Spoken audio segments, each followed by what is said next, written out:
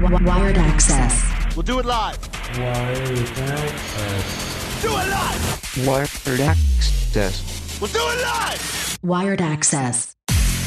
Welcome to a Hurrdat production of Wired Access Podcast. I'm your host, DJ K-Dub Omaha. To my left, I have freshman sensation from South Dakota State, Will Kyle, who also played here at Bellevue West, Will Kyle III. And then to his left, I have his father, Will Kyle Jr. Welcome, fellas. I appreciate you coming out. Thank you. Getting some talk, getting some jive. Your basketball career so far has had a lot of hard work, a lot of dedication, a lot of sacrifices. And my goal is always to hopefully maybe help one parent, one athlete that might think when they're at the AAU level or the high school level or middle school level, and they think, I should be that guy, but they don't know the work to get to be that guy. Playing as a freshman in college, no matter the level, is not easy. You're not looked to come in right away and be an impact player. Let's speak of, when do you even remember starting basketball? Yeah, I remember starting basketball, as a preschooler, but as I grew up, as you know, I did track. So track was always like my main sport, and that was all the way up until like my freshman year of high school. So it was like I did track from first grade all the way up until freshman year of high school, but I've always played basketball. Since preschool, I always played basketball, but it was never my main sport. So it came like my sophomore year, because like obviously my freshman year, I wasn't the best at basketball. I was on the freshman B team, eventually moved up to freshman A by the end of the year. But I wasn't the best at basketball. I was kind of starting to hit my growth spurt. I was about 6'1" at the start of my freshman year. And then going into my sophomore year, I was 6'4", so I hit a 3-inch growth spurt. And this is like when I started to see maybe I could do a little bit more with basketball. So I went from being a freshman B player to my sophomore year. I was a JV player and ended up suiting up varsity. And that past year I didn't know, but would be my last year ever doing track and field. And then so after that JV year, I had a really good year. JV suited up varsity. We won the state championship, which was a great memory. And then after that, as you know, we had COVID. So like this changed everything. I'm thinking I'm going to go back. I'm going to do track. I'm going to have fun, do what I do, high jump, 800. Well, you brought a lot of things about the track, though. Mm-hmm. Dad, what was your thoughts? Obviously, track was important to the Kyle family. What was your thoughts of, one, he played basketball in the younger age, two, how track was going to help that situation? Yeah. First of all, thank you for having us, Kendo. Man, I tell you, I always tell people I never thought my son would play basketball. He was very invested. He a lot of sacrifices, a lot of time. We did extensive travel. I just always thought, he was going to be a track athlete. He pretty much did every event in track. And you guys were with the Breeze, right? Correct. And after going through quite a few different events, he nailed it down. He was really good at the 400 meter, but he hated it. That's always the worst, is when it's your best, but it doesn't mean you love it. Yeah. Mm-hmm. But finally figured out that 800 and the high jump was his niche. And so, long story short, he competed at the national level. He was a 2-time USATF high jumper, in his younger years. And, just to answer your question, I never thought he was going to be a basketball player, So when he told me that he wanted to make the transition from track to basketball, I have to be honest, I was a little hurt. Now, was track or basketball your thing? My thing personally? When you were coming up, yeah. I wasn't really into athletics. I played basketball, nothing like him. My preference was just, I love track. They're very long, very time consuming. Better You know? have them snacks and all them bags and your suntan. Yeah. But I'll take being in a 70-degree gym over being in a hot track meet all day long, Or a cold one. or a cold one. But but when he decided he wanted to make the transition, I was like, well, okay. I've never been that type of parent where you're going to be like, oh, you're going to do track, or you're going to do basketball, I wanted to support him on what he wanted to do, but like he knows me. If you're going to do it, you're going to go all in. Yeah. And boy, did he go all in. And so then obviously he's trying to make this transition.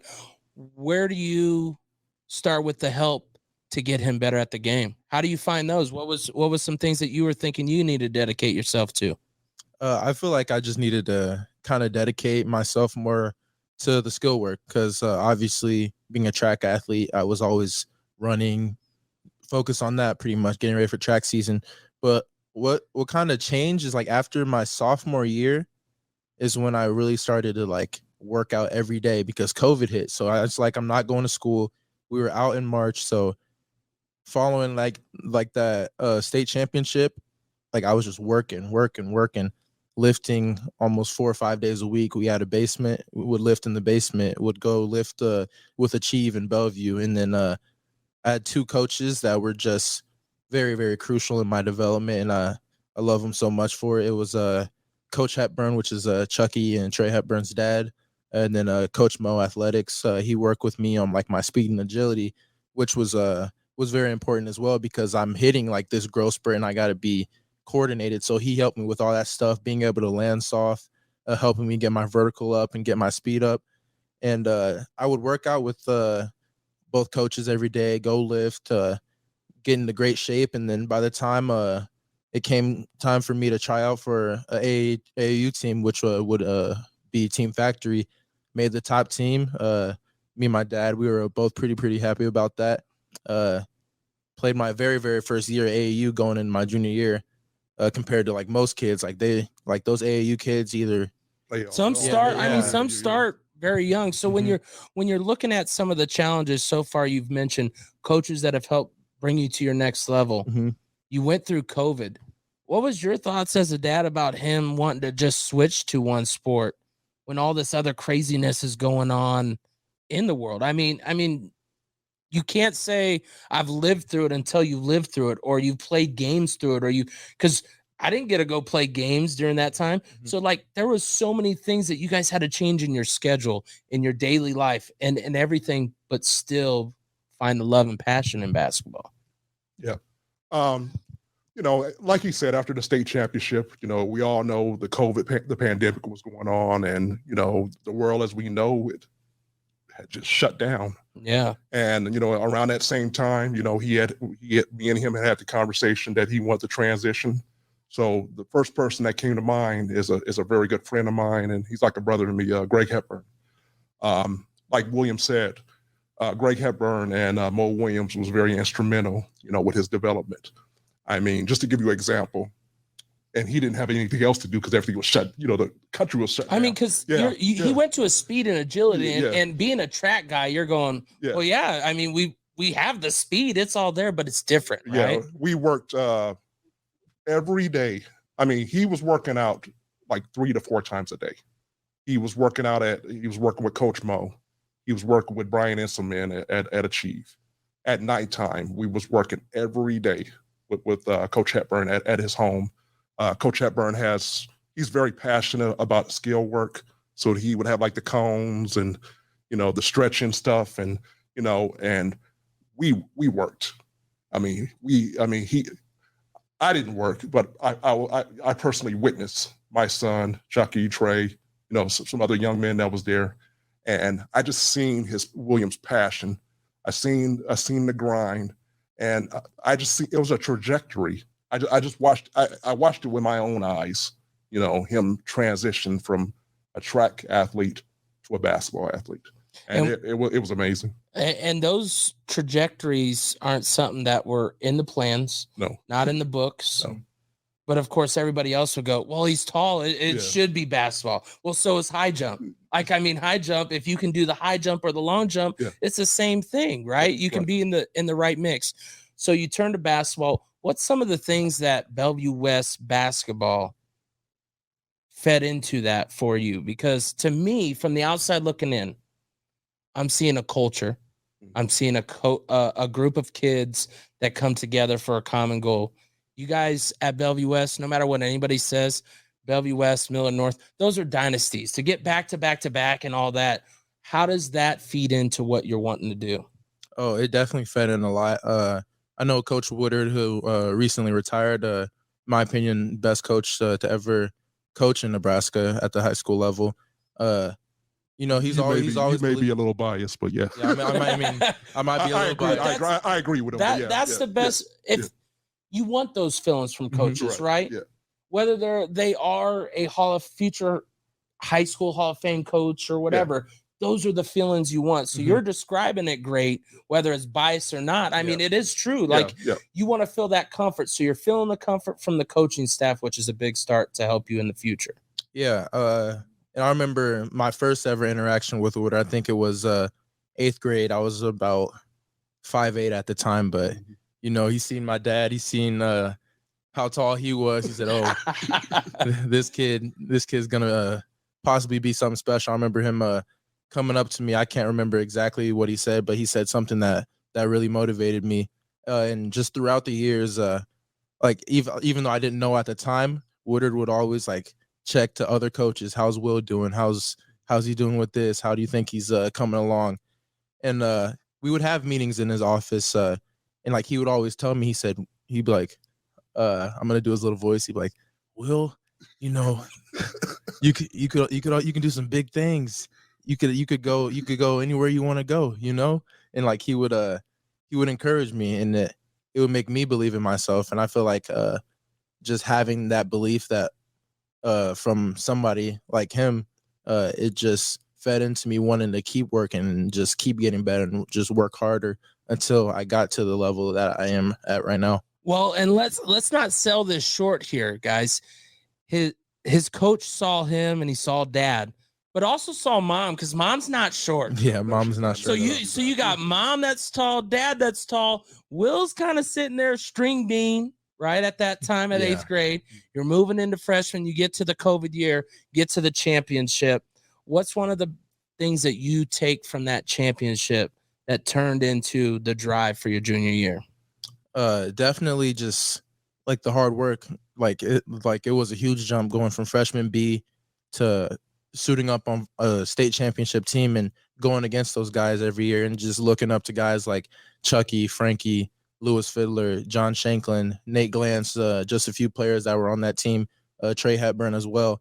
Seeing how hard they worked, and like seeing those guys that are going to play at the next level, and just looking at that and being like, I want that to be me. And I see what they do and the work that they put in, and I want to almost copy what they do and do the exact same thing, and if not more.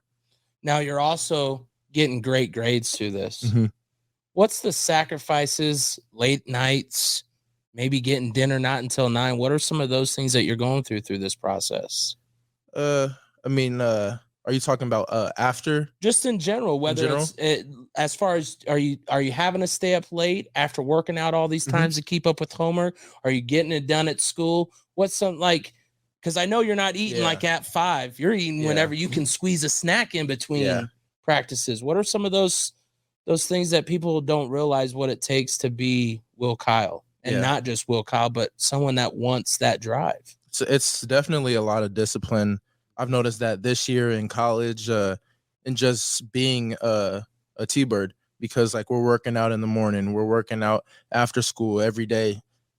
Sometimes we're on the road, driving to Kansas City, driving to Sioux Falls to play a nationally ranked team, driving to Grand Island.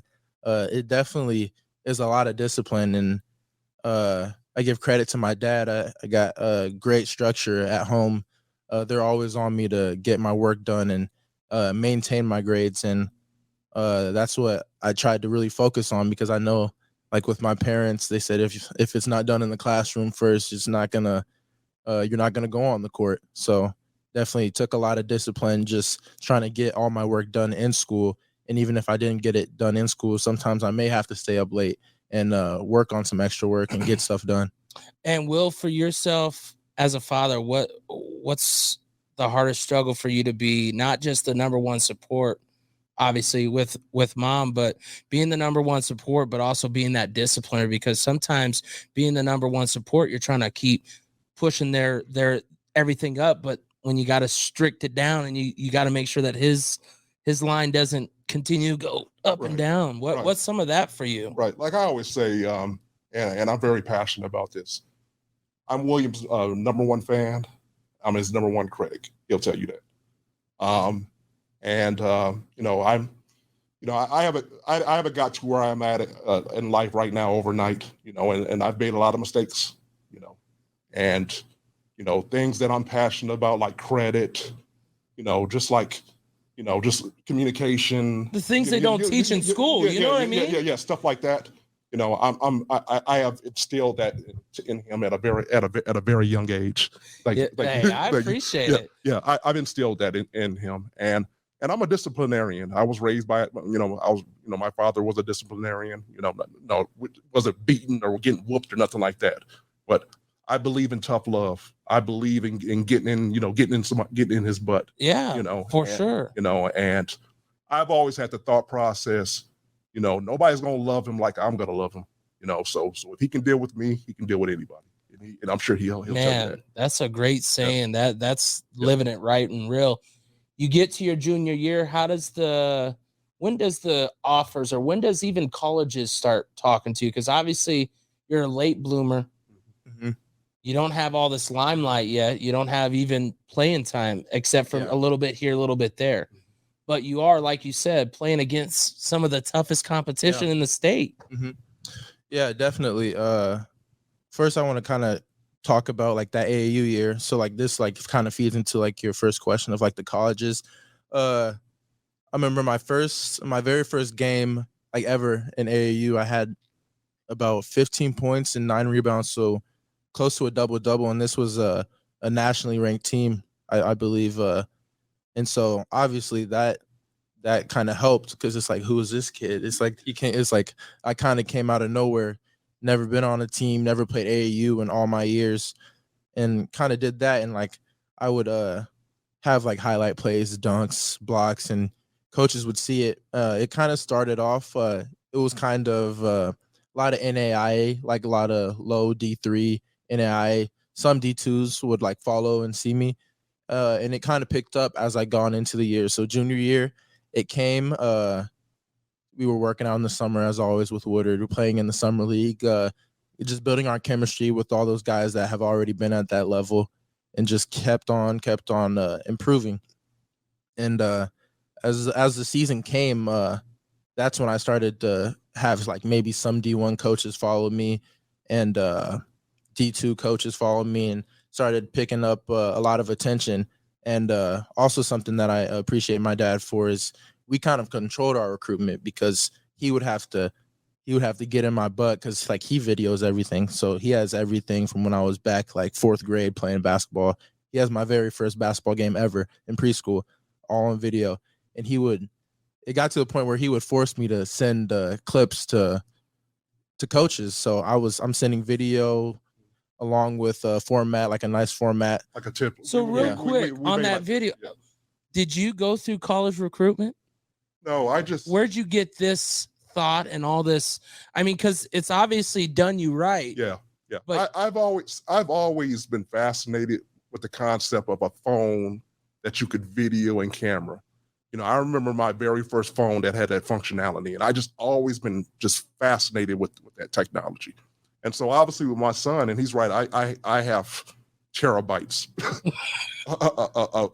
of video, and because you did the track ones, I remember that too. So it wasn't just basketball. Oh yeah. And so I would take the video, and I've always believed, because not only in basketball and sports, but this is a life lesson.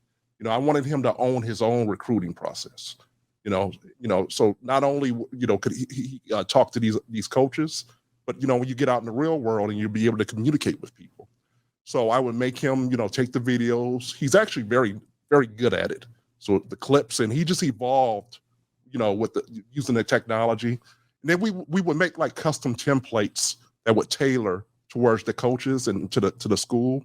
And like if a coach followed him or something, like on Twitter or something, if you have the ability to inbox them, we would have like custom templates that we would use along with the video. It was beneficial. We got some really good feedback, and I just and I even asked him because I was gonna sit, in Frost Arena and just enjoy the games because you got all these big video, streaming now and stuff like that, and I was like, do you still want me to video you? And he was like, yeah. So here I am, and he's in college, and I'm still here with that iPhone, still video. It's became like my trademark. Ain't nothing wrong with that. Making what you love. It's not work. Yeah, it's a passion. Yeah, no doubt. And the pay doesn't. There's no pay. It's pay here, right? And it's pay here. Where even when you stop, the hardest thing for a father is to go. Right now, my son's hating what I'm doing. And I'm not saying hate like they just are like, gosh, you're always recording. But when they finally get it, now he's like, I don't want you to stop. And it was a valuable tool as far as him, because he loved, and to this day, he'll look at those videos and he critiques himself. Because there's no better way to critique yourself. The video don't lie. Yeah, the video don't lie. Yes. Besides some of the stuff he would hear me say in the background, but he knows it's going on. Yeah, whether to believe it or not, he knows it's going on. So sometimes I just mute it. You get to those videos. Those videos help. Yeah. Dad's a big part of it. What's next after the videos? Your junior year after the AAU. So obviously I was sending videos to all these coaches, kind of picking up some attention, but obviously they want to see me play, like, because you don't get really recruited in high school. You get recruited in AAU, and that's something that I learned because they want to see if you could do this on a national level. So going into the summer, I played for Nebraska Supreme, and this was a very, very special summer. Probably one of the best teams I've ever played for. And I just loved every person on that team, and we've like formed like a brotherhood, I feel like, and we were just so connected on and off the court. And you would have never thought, but this was all of our first time playing together because we merged with Lincoln Supreme and Team Factory to make a team for UAA. And then so like throughout this whole summer, I had a really, really good summer. I didn't start off probably the best, but once the live period came, which is pretty much where the coaches can actually come out and see you in person, this is probably when I played my best basketball ever because I knew like how important it was to me. And by the time the live period came, I had picked up a lot of D2 offers. I know I had 5 D2 offers going into the live period, but obviously I had aspirations to play at the highest level of D1. And then so throughout the live period, played some of my best basketball. There was a tournament where I was extremely sick, and it ended up being my best tournament that I played that whole summer. And that all went through. We didn't have the finish that we wanted. We lost in the first round of the UAA tournament. But this team that I played on, we were ranked nationally. Number 15. Yeah, number 15. And when you think of this, you have a great team at Bellevue West. Not everybody gets this experience on both sides. Yeah.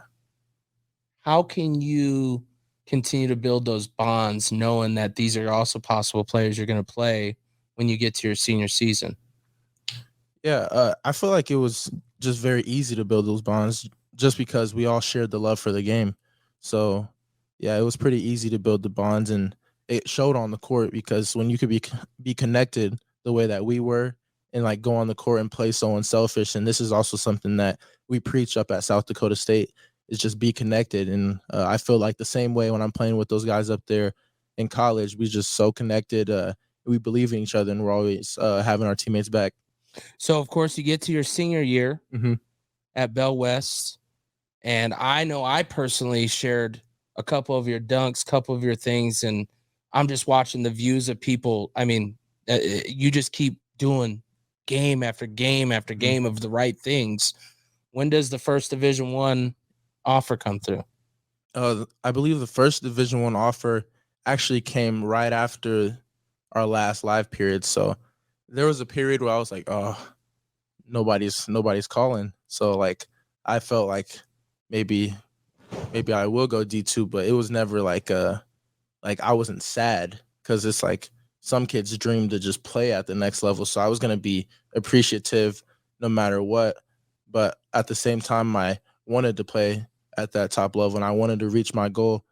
But first offer came right after the live period, and then from that point on, just going on visits. What's your thoughts through these offers? How are you guiding through keeping him level, but also enjoying the process? Yeah, I have to be honest. When I've always had the thought process that, I just wanted him to have a free education, and whether that was, in the books, he's an excellent student, or athletics. My personal goal was for him to go to school for free. And, like he said, he initially started off with Division II offers. I was content with that. I didn't know if my son was a Division I basketball player. However, like he said, with Nebraska Supreme, with the awesome job that Ryan Reeder, who was the director at Nebraska Supreme at the time, he did an excellent job of recruiting and creating like these profiles and reaching out to coaches, But like he said, you still got to be able to play. You still got to be able to play at the most important time, and that's what he did. When it got to the live period in the Under Armour Association, he caught the eye of Purdue Fort Wayne, which was his first offer, and Coach Hendo at South Dakota State. Then Then it was Air Force. It was Purdue Fort Wayne, and then it went Longwood University, and then it went South Dakota State, and then Air Force, and then Omaha. Yep. So when you see that you get all these offers elsewhere, and then the Omaha one comes through, did you have any real connection locally when you've already gotten your name out there throughout the United States? When you say connection, you mean like did you feel like, was it too late? Was it at the right time that they offered? Because the reason I asked is because locals should always be local and get the first offer, not 7, 8. Now, and obviously you had the D2s, but I'm saying not down the road of 20. Let's say you had 20 offers by then, not all D1. Does that ever go through your mind, or did you think about it at the time? Because you might not have. You might have just been going through the process. I would say I was just definitely going through the process, and at this time I was just still forming relationships with everybody. So I wouldn't say like the connection or when the offer came or any of that stuff really bothered me. I was just happy that I was in the position to even like pick and choose a school that I would want to go to play Division I basketball. Well, and then it's also got to add a little sauce to it that you see Frankie go there and have some fun. Like, there's nothing better than when you see your teammates play at another level and they got smiles on their faces, because you have seen locally some players go play outside of the area and they end up not being as happy as they could be because not every coaching staff is for that player. Yeah. So that's obviously got to put a little sauce, right? Seeing them, your teammates happy, what they're doing and possibilities. Yeah, it was cool to see Frankie. Obviously he's in the Summer League as well, and I'm in the Summer League currently. It was nice to see Frankie have a good year. Obviously, I'm always gonna support him because we go way back to third grade playing together. But as far as Omaha and all that went, I didn't really want, like, seeing that he like was there. I didn't want it to influence my decision at all, because obviously that's my really good friend that we go back. but it wasn't anything that was ever going to influence my decision. See, and that's good because sometimes everybody on the social media side just feels like, oh, this person's so influential to get these people. Sometimes it might be. Sometimes, I mean, look at the number one quarterback going to Georgia. Everybody thinks everybody's going to go to Georgia.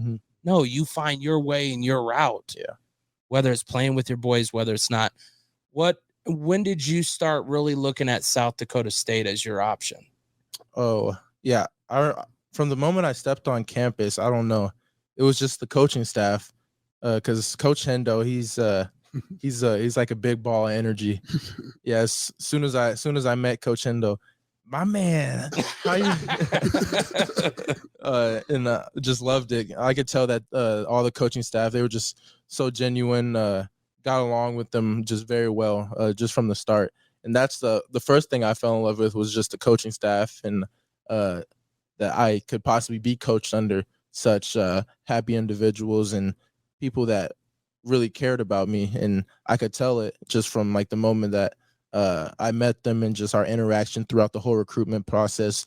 I made a connection with every single coach. So I was talking to the assistants, obviously Coach Hendo, the head coach. And by the time I was up there, I knew everybody. So it's not like I had one relationship with one coach and I just didn't know the other coach. No, it was like I knew everybody, and they made the time to get to know me as well. And I feel like that really stood out to me.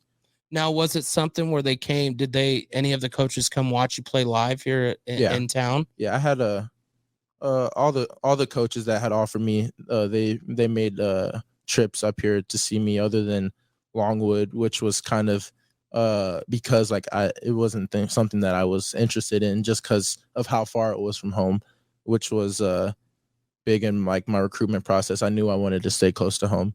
Close, but not close enough where it gives some travel. So you get to your senior year.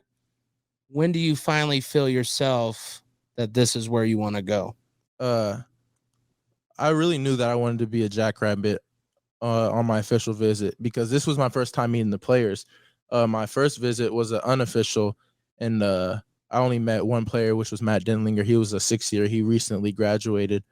So I worked out with him, so I only met him. But as soon as I met all the players, it was like all those guys are my brothers right away. And I just felt the love being there. And the plan was going up there. My dad, it was like, we're gonna go up there. We're just gonna go back home, and then from that moment on, that's when we're gonna make our decision. But when I got up there and was talking to Coach Hendo in the room, like he was like breaking down the goals of the program and stuff like that, and like pretty much explaining like how they could see me being a Jackrabbit. And I sat up there and I told him I want to be a Jackrabbit. And it was kind of just in the moment. I just knew right there. It's like when you know, and I wasn't going to wait to go home and think about it or anything. I knew I wanted to be a Jackrabbit. And at that moment is when I told him that I wanted to be a Jackrabbit, and I committed. Well, and Dad, you're going through this process. You're trying to be the number one support, but you also have feelings too, because it is your son going on to the next level. How do you gain trust in the process before he really makes that decision? Was there anything, did you feel comfortable as a parent up there?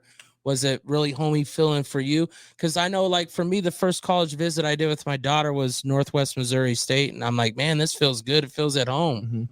But it didn't feel at home to her. What was some of that for you?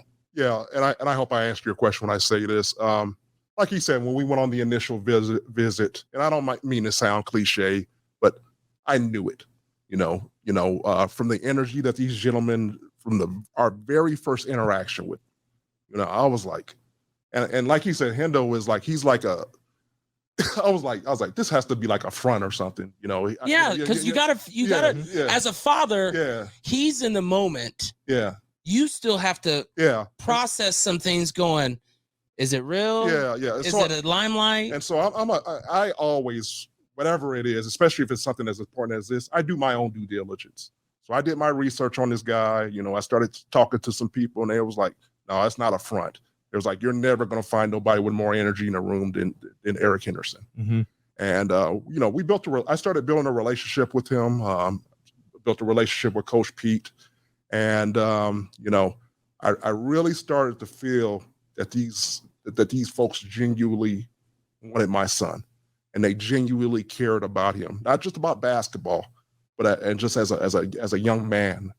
And of course, I miss him when he's up there. He's only 3 hours away. I can go up there at any time.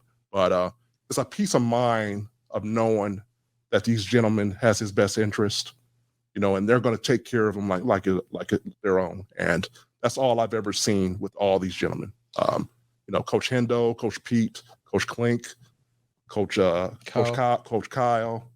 Chico, all these gentlemen. I've built relationships with all these gentlemen, yep, and Billy as well. Yeah, and that was very important to me. And it probably makes the going through the process of, now obviously you still have your senior year, but it still makes it easier knowing that the steps are there for when I am done at high school level, and I'm at home at Bellevue West, but I'm getting some of the same vibes 3 hours away from people I haven't really gotten to fully know yet, but they're still giving me the same feelings. What's some of the things that you'll take away from Bellevue West that you took out to Brookings, South Dakota? Definitely the discipline that Woodard instilled in us. I feel like when I went up to college, like the first week was kind of different. First 1 or 2 weeks was kind of different, but it was like after that, it was like I'm fully here. Like I get it, I'm on it, because at West it's kind of like a college schedule where we're getting up earlier than even like than when we usually practice in college. Like we're getting up at 5:30 in the morning and going up to school at 6 and working out and showering before school and then doing the same thing after school. So I feel like just that discipline and everything that I did at West easily carried over to what I was doing in college. And it's like I didn't miss a beat. Now, of course, going from a high school where you're in the championship game, you guys go through, you've seen these games, you've been at the highest level at a high school level. Now you're going up to college, South Dakota State, Brookings, 3 hours away. What's your first feeling when you first step on campus, being the freshman, when everybody in the United States, not just there, normally feel freshmen aren't there to compete for a starting job? Well, I knew from the moment I got up there, I was like, I want to play. Like, I don't want a red shirt. And I feel like that's just anybody, like any Division I athlete. Nobody comes in and says, oh, I don't want to play. Because if you feel like that, you probably shouldn't be there, But from the moment I stepped on campus, I knew it wasn't going to be easy. But like I told myself, I want to play. And I was just going to go each day at a time, stay humble, be myself, just work hard in the weight room, on the court, in my online classes, and try and do everything in my power to play. And even if I did redshirt, in my head, it was just more opportunity. So it wasn't really anything to be worried about. So either I play, I redshirt and get better and come back the next year. But obviously how things panned out, I ended up playing, starting a lot of games, and was extremely blessed. And when you think of it being home, you're 3 hours away. You can't just make sure that he is where he is. What's in your heart setting? What's in your mind? Knowing that you've done the right thing to prepare him for the situations he wanted to do.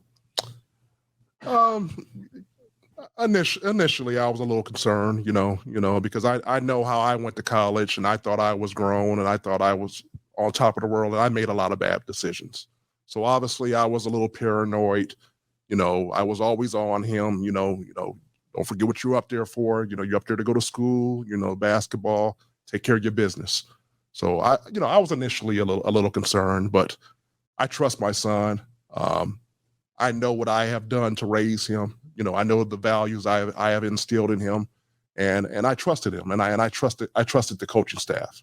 And I knew if there was any issue or if there was anything, that I needed to be aware of, I knew that these gentlemen were going to be proactive enough to bring me into the conversation.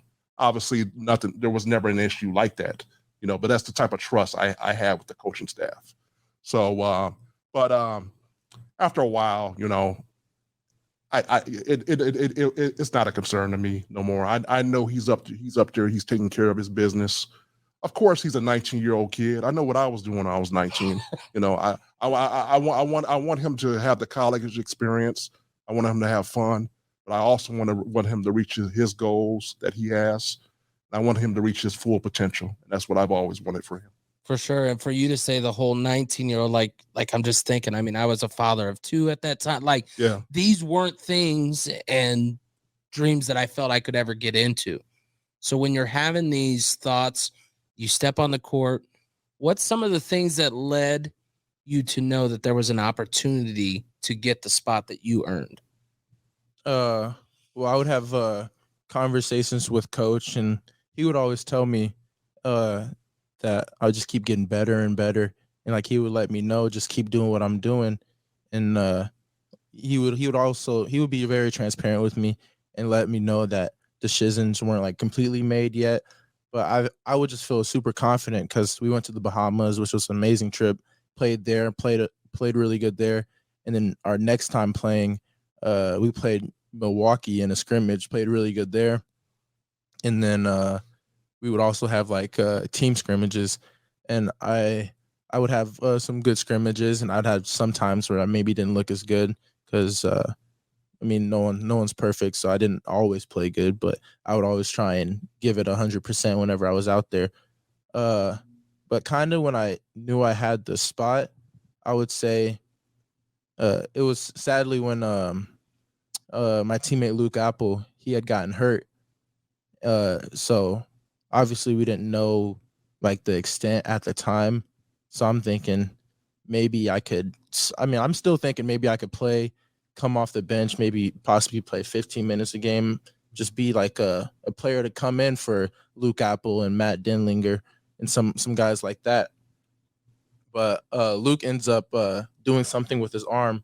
He has to recover for like the whole year, and he had to get surgery.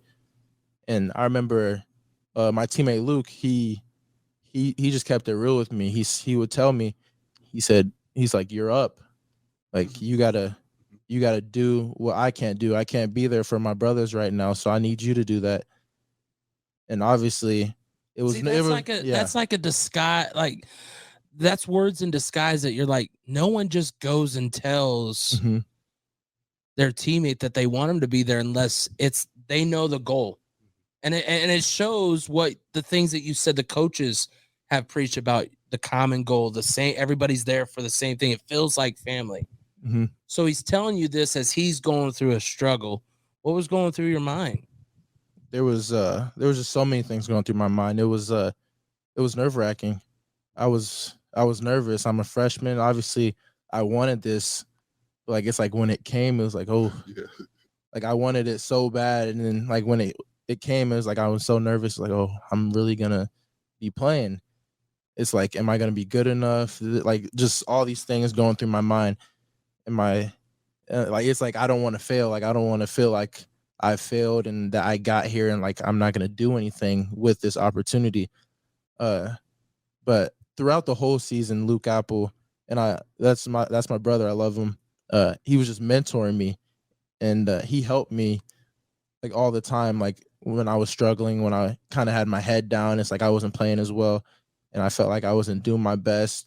And like he was always there. He was my hype man. He was like a mentor to me throughout the whole year, and I feel like that really helped me like embrace and like be comfortable with being such a big role as a freshman on that team. Well, I could tell you from Omaha, we're watching, we're seeing it. I went up there for one game with the wife. I know in Dad's eyes, and I know it. I know the dad feeling too. Mm-hmm. It wasn't your best game. Yeah, not at all. But seeing you versus a 7'6" guy when you're normally the tallest guy, what are some of the? I mean, I couldn't fathom going out there against someone that when I'm normally the tallest guy. How are those feelings, and how do you try to will that in to still maintain what you need to do? I feel like the feeling looks like whenever I go up against competition like that, I want to rise to like the top. You know what I mean? just play my best that I know I can and play to the competition. Obviously, that wasn't my best game. I didn't have some of my best games towards the end of the year, and that's just a part of the steps to success. And like, yeah, you're gonna have some bad games, and I understand that, but I know that it's just gonna make me better just because I have that experience, and I feel like that's something that I'm really gonna take away and take into next year and the following years as well. Dad, first year, Division I, he got starts.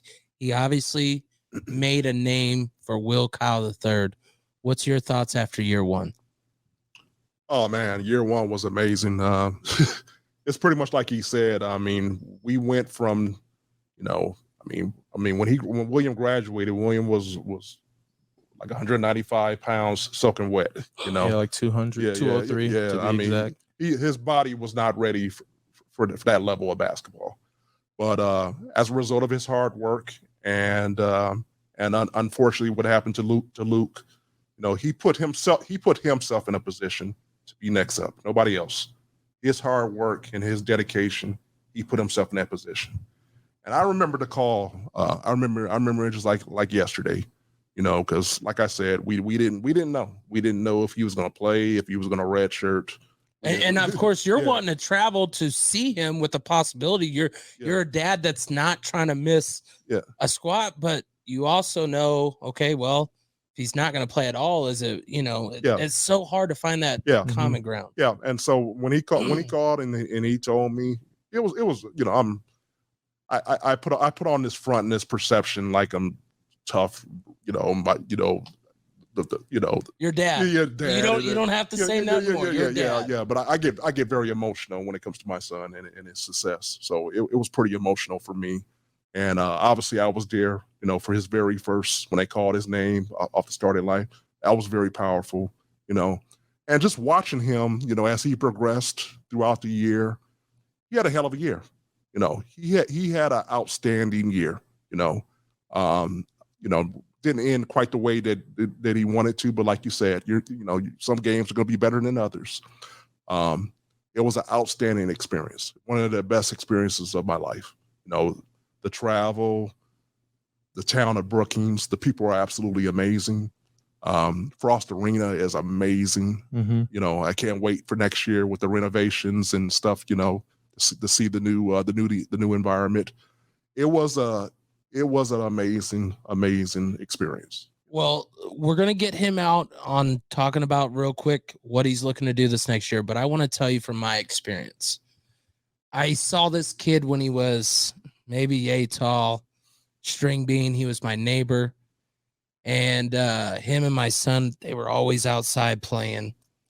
When I go up to a city that I've never been to, and all I hear from parents, waiters, and all that is how great you are. Like you're a very humble guy. So that's why I'm okay to say all these things, because it's not lie. It's true.